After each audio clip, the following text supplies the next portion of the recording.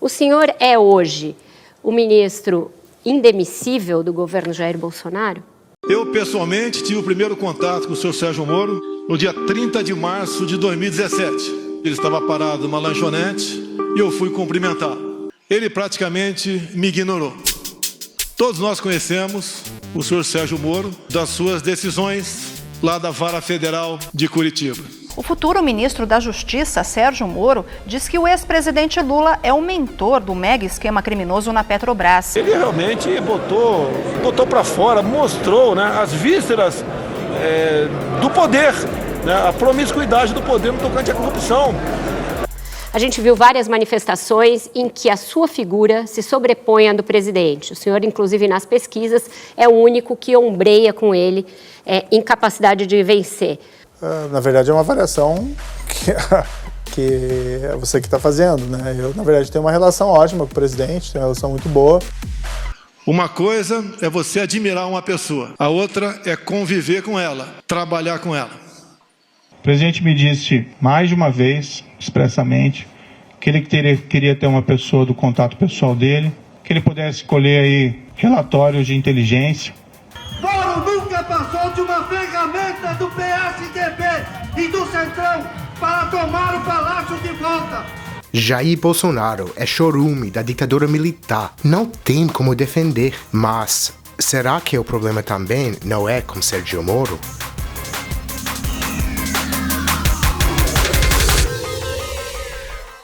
No pronunciamento de sua saída do Ministério da Justiça, Moro se preocupa muito com a sua biografia. Há uma questão envolvida também da minha biografia como juiz. Para explicar sua biografia, Sérgio Moro remete à reputação que construiu de si como um combatente heróico brasileiro contra a corrupção e, claro, cai na Lava Jato. De respeito à lei, ao Estado de Direito, à impessoalidade, né, no trato das coisas com o governo, e eu vivenciei isso durante a Lava Jato. O que Moro não deixa muito claro na sua biografia é que a sua prioridade é trazer práticas autoritárias e políticas neoliberais estadunidenses para o Brasil. Foi na Lava Jato que isso começou a se consolidar. Bolsonaro é só mais uma peça que ele vai trair para importar uma das práticas jurídicas da justiça estadunidense e se destacar pela segunda vez como salvador do país. Vendo de fora, parece como ex-superministro, ele está preparando o terreno para uma possível candidatura à presidência.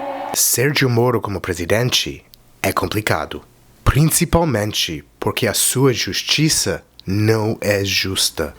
Para entender o que está por detrás da ideia de justiça que Moro constrói na sua imagem, vamos ter que falar da Lava Jato, do uso da Lei 12.850 de 2013, que trouxe uma nova definição de crime organizado, e como ela está diretamente relacionada à RICO Law, lei usada para combater a máfia italiana e, claro, vamos falar de Lula. Olha, eu não vou me ater aos juridiquês. O que eu quero acrescentar ao debate é uma perspectiva mais ampla e mais internacional sobre a noção de justiça que o Brasil está importando dos Estados Unidos. E principalmente mostrar a Lava Jato como parte de uma política neoliberal que está em expansão no mundo inteiro. A gente tem que ficar muito ligado. O Chile já ensinou para nós que neoliberalismo e autoritarismo andam lado a lado. E este é o lado de Sérgio Moro. Vamos começar pela relação entre Operação Lava Jato e Mãos Limpas, operação italiana que Moro tanto fala. Quando você pensa de uma referência internacional sobre a Lava Jato, a primeira coisa que vem na mente é a Itália, né? O próprio Moro mostra que a sua inspiração era nas Mãos Limpas. Eu nunca escondi que as Mãos Limpas, para mim como juiz, foram uma grande inspiração. Ele romantiza a carreira do juiz italiano Giovanni Falcone. Eu confesso que em momentos de dificuldade da magistratura, eu faço a releitura de trechos da história do Giovanni Falcone. E também a morte dele pela máfia. Giovanni Falcone, o magistrado italiano que desafiou judicialmente a máfia, foi morto na Sicília. A narrativa de surgimento e força que Moro escolheu sobre as mãos limpas é inseparável da morte de Falcone. Esses atentados, embora lamentáveis, também propiciaram uma reação muito significativa da opinião pública italiana em relação ao fracasso, né, do Estado italiano em perseguir de maneira eficaz a máfia, e desde então houve uma certa reviravolta no quadro. E a mídia, de modo geral, comprou essa narrativa que associa as mãos limpas à Lava Jato. Não se focou nas entrelinhas. Não. No que está escancarado no processo da Lava Jato.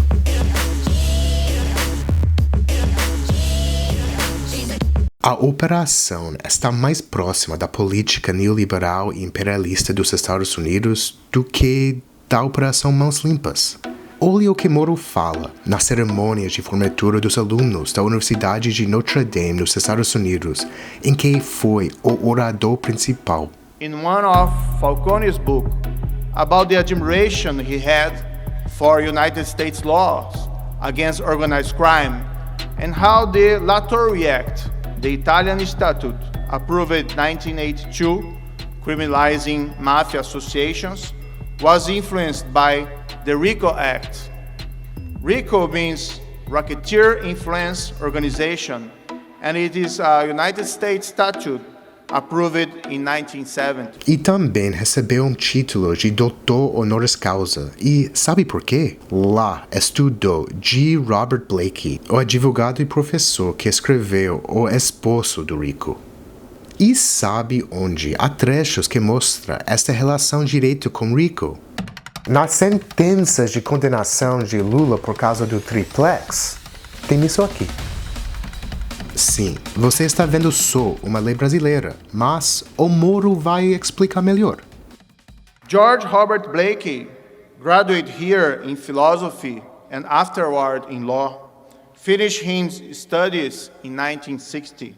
His work as one of the main drafters of the RICO Act. In my country, Blake's work influenced Brazilian Act number 12,850, approved in 2013, which defined criminal organizations and also gave to Brazil law enforcement agents the necessary investigative tools to focus on crimes committed by them, including wiretaps and plea agreements. It has a large impact on corruption cases in the Lava Jato operation. Um detalhe importante: a delação premiada no documento é explicada tendo como exemplos casos de sucesso contra criminosas em que RICO foi aplicada. Os demais casos estão relacionados a terrorismo, serial killer e estupradores. O que é um exagero colocar essas referências no caso de Lula. E tem mais na apostila feita pelo Ministério Público de Curitiba em 2016. Um ponto muito discutido é como proceder nas delações e qual país que é muito citado. Os Estados Unidos. Ou então, juiz Sérgio Moro introduz o artigo de Stephen Trott, destacando a riqueza da jurisprudência estadunidense. As citações referentes aos Estados Unidos, que é em quase toda a apostila, estão relacionados a RICO Law. Olha só as pessoas que são citadas.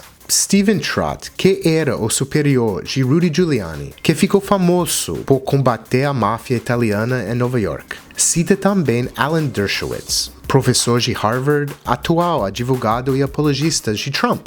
Amigo e advogado de Harvey Weinstein, produtor de filmes acusado de estupros, misoginia e abuso de poder. Também amigo e advogado de Jeffrey Epstein. Esse buraco do coelho da vida de Jeffrey Epstein, se você quer saber, é por sua conta. Dá uma gulgada aí, mas fica ligado, tá tenso. Enfim, as citações aos Estados Unidos estão relacionadas a RICO Law. Então, o que é RICO Law? A história de RICO Law está ligada à história da máfia italiana nos Estados Unidos. Em 1970, o presidente Nixon assinou Organized Crime Control Act e RICO Law é uma seção deste.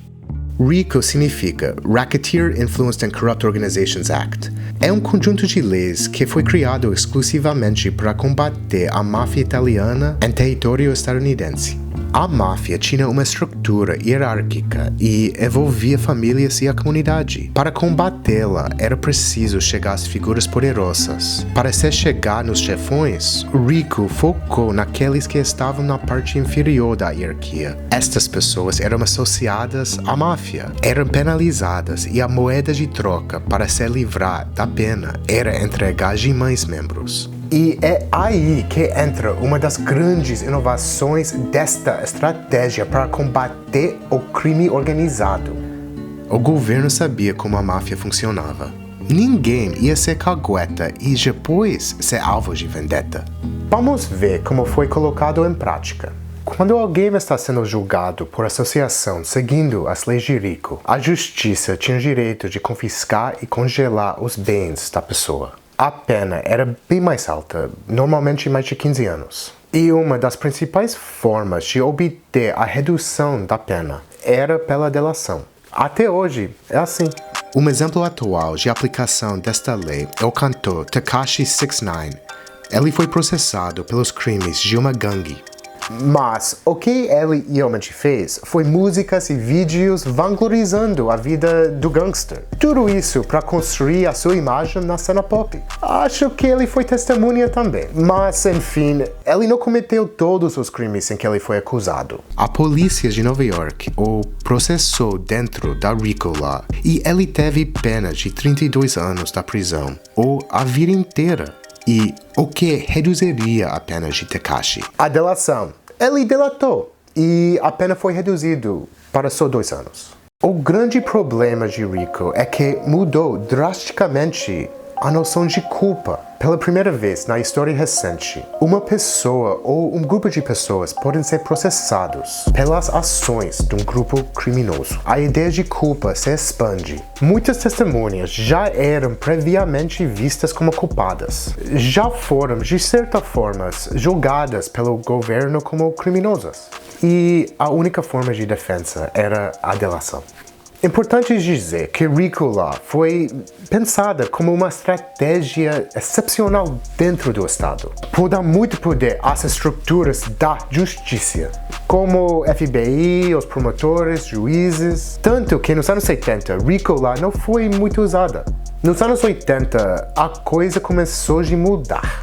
Neste momento, o promotor Rudy Giuliani entra em cena. Giuliani é uma figura fundamental para entender a metodologia ou comportamento de Sérgio Moro.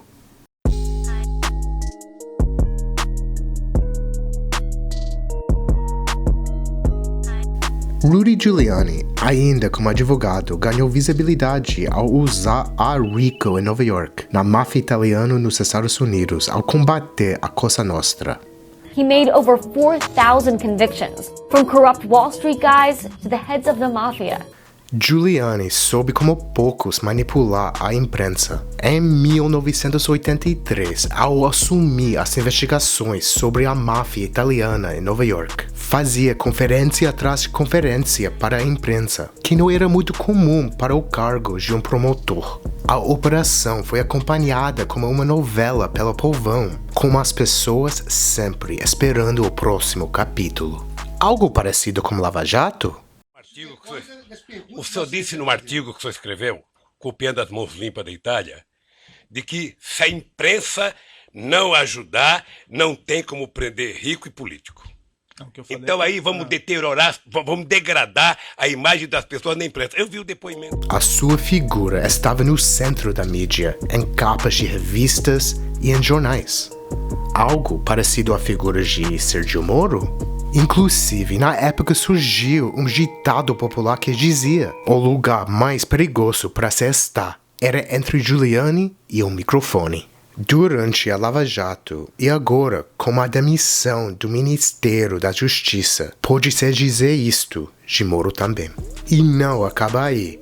Depois que o Giuliani combateu figurões de Wall Street e da máfia, ele foi para a política. Em 1993, se tornou prefeito de Nova York, a cidade que é o coração do império. Moro, depois que combateu a corrupção na Lava Jato, virou o super-ministro e agora parece que tem ambições presidenciais.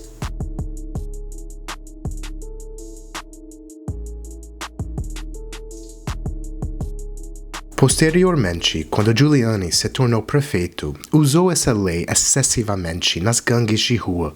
É comum reconhecer Giuliani como advogado e prefeito que fez Nova York uma cidade segura. Mas, na verdade, ele impôs um projeto de justiça com caráter discriminatório e seletivo contra pessoas que estão em condições vulneráveis. A operação de Giuliani foi considerada um sucesso na época e foi expandida para todo o país. O juiz italiano Falcone, que Moro tem como referência, trabalhou juntos com Rudy Giuliani. Foi nos anos 80 e 90 que disparou a privatização dos presídios. A população carcerária aumentou e também a mão de obra barata vindo dos presídios. Dados de 2001 até 2011 mostram que 80% das pessoas presas por causa da RICO Law eram latinos e negros, a grande maioria pobres. O boom da população carcerária não foi só por causa do RICO. É um processo mais amplo e é necessário alterar várias estruturas do Estado. Em 1971, Nixon declara guerra às drogas. Nos anos 80, RICO começa a ser colocada em prática. Em 94, Bill Clinton e Joe Biden passam uma legislação para proteger as pessoas vistas como inocentes. But we also have to have an organized effort against gangs, just as in a previous generation we had an organized effort against the mob. We need to take these people on. They are often connected to big drug cartels. They are not just gangs of kids anymore. They are often the kinds of kids that are called super predators. Os predadores que Hillary se refere são homens jovens, negros e latinos que são pobres. No conscience, no empathy. We can talk about why they ended up that way, but first we have to bring them to heel, and the president has asked. E, em 96, o Bill Clinton inclui em RICO as violações às leis de imigração. E sabe o que tem em comum os políticos dessa pessoal?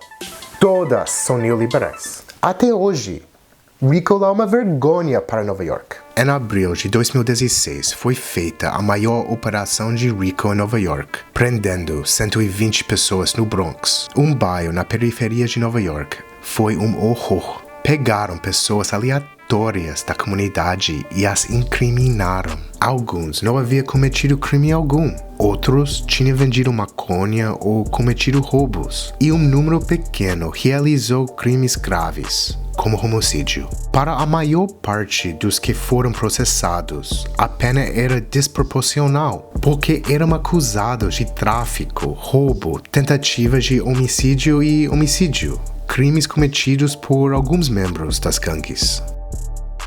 Isso não pode ser visto como normal. Muitas pessoas inocentes, que deveriam ser no máximo testemunhas, foram presos porque, segundo o RICO, já eram culpados. E pensa, que delação as pessoas inocentes têm que fazer? O que eles têm para falar?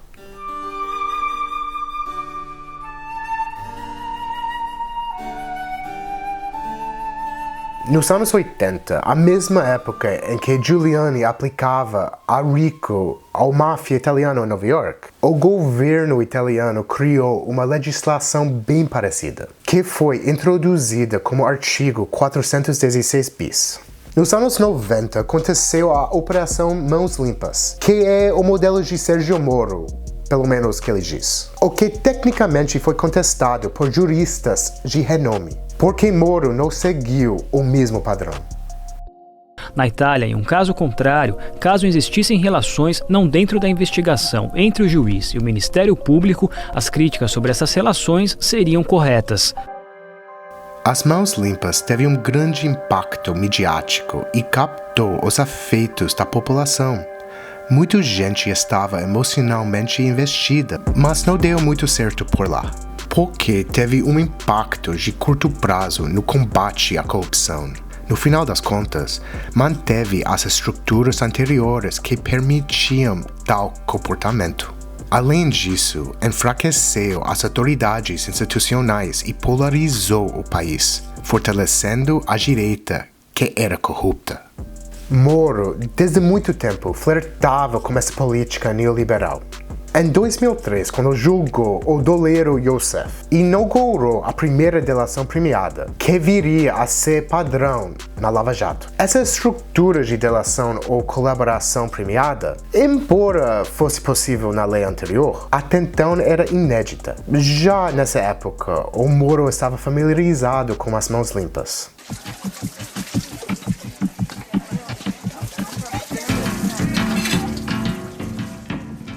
A Lava Jato foi o primeiro grande uso no Brasil de leis inspirado diretamente do RICO, com uma estratégia midiática e sensacionalista dos mãos limpas. O que foi genial para Moro surgir na cena política como o justiceiro. Assim como na Itália, Moro se focou nos políticos e empresários, o que foi extremamente interessante e estratégico para construir a imagem dele como o paladino da verdade e da justiça que combate a corrupção. 10 anos antes do começo da Operação Lava Jato, em 2004, Moro descreve esse tipo de poder do juiz quando faz uma análise da Operação Mãos Limpas. O problema é que se criou uma ideia de juiz que disputa a justiça com as instituições democráticas. Para tal, Moro precisou enfraquecer tais instituições e, dentro delas, os partidos. E no caso, o foco principal foi o PT, abrindo as portas para a perseguição da esquerda em geral. Vamos fuzilar a petralhada aqui do Acre! Nas considerações sobre mãos limpas, Moro já tinha em mente o enfraquecimento da esquerda. Os empresários e políticos foram os bodes expiatórios, dando a impressão ao povo que Moro iria combater a corrupção nas entranhas do Estado. Porém, o plano foi e é destruir as instituições democráticas que protegem as minorias, os grupos mais vulneráveis da sociedade. A expansão de RICO está relacionada com o poder do Império dos Estados Unidos, práticas neoliberais que acontecem dentro do próprio país e que têm como foco a população mais vulnerável, se expandem globalmente. Quanto mais gente for criminalizada, maior a população carcerária, mais mão de obra barata e mais desigualdade social. Não vão ser os ricos e os brancos que vão para a cadeia. A gente nunca podia esquecer que os Estados Unidos e o Brasil são os dois países que mais receberam escravizados. E que a relação entre a população carcerária e a história de escravidão são inseparáveis. Cada país tem suas diferenças, mas, no final das contas, o sistema carcerário ainda perpetua muito da lógica escravocrata.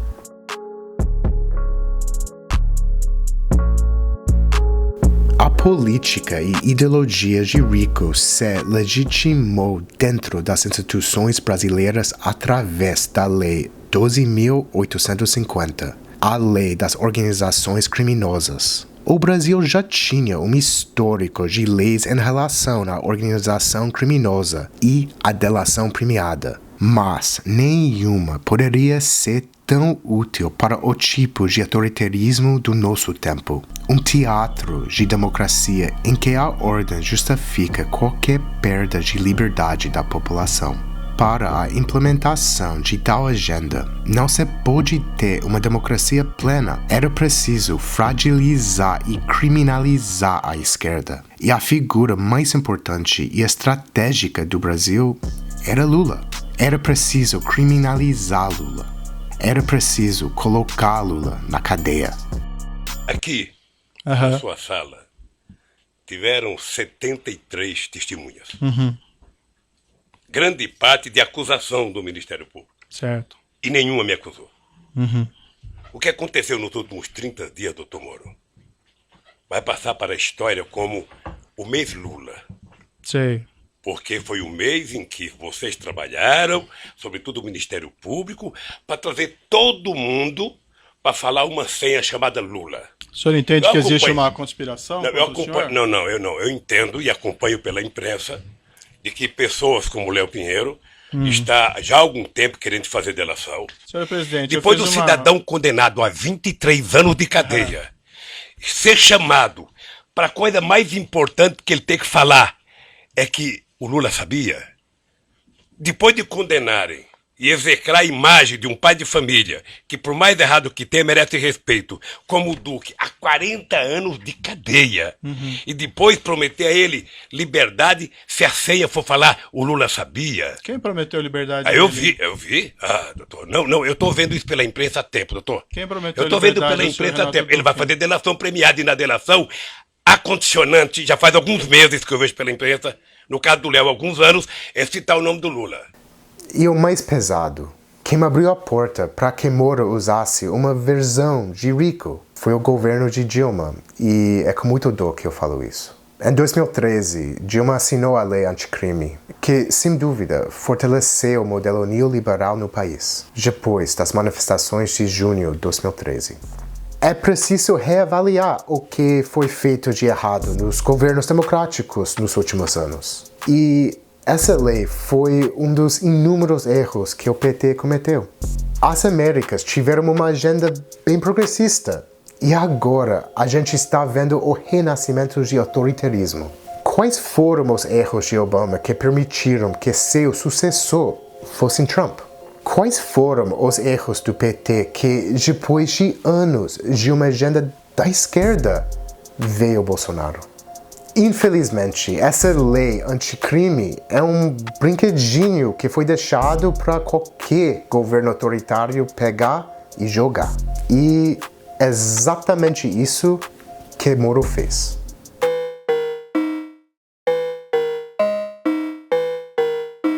A demissão de Moro, por muitos, foi entendido como parte de um plano dele em se tornar presidente.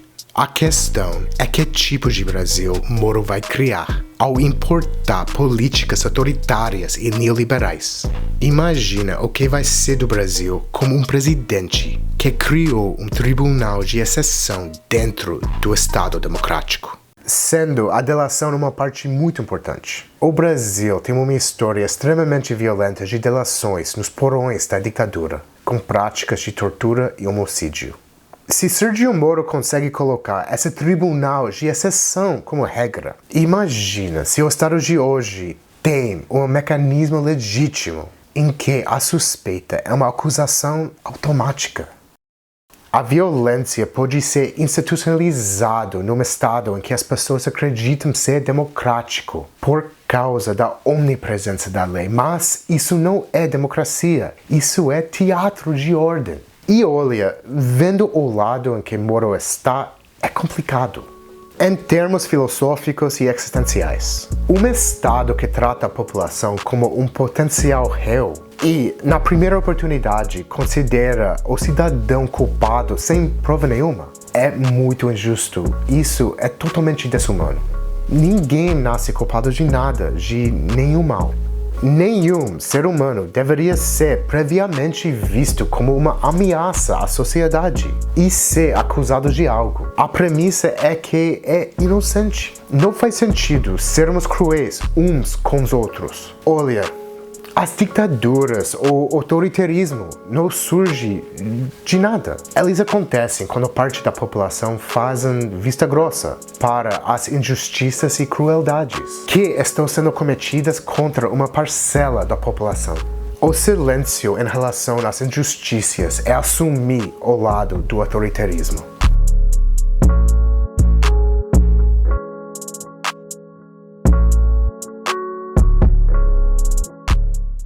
E só indo um pouco mais na história de Giuliani. Atualmente, ele está sendo acusado de um esquema de corrupção associado a Donald Trump, que foi o motivo de pedido do impeachment do presidente dos Estados Unidos em 2019.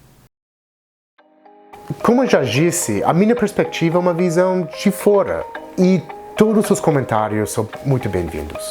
enriquece o diálogo e, por consequência, os vídeos que eu faço para vocês. Muito obrigado por assistir. Espero que estejam gostando, isso é muito importante para mim. Em solidariedade, camarada gringo.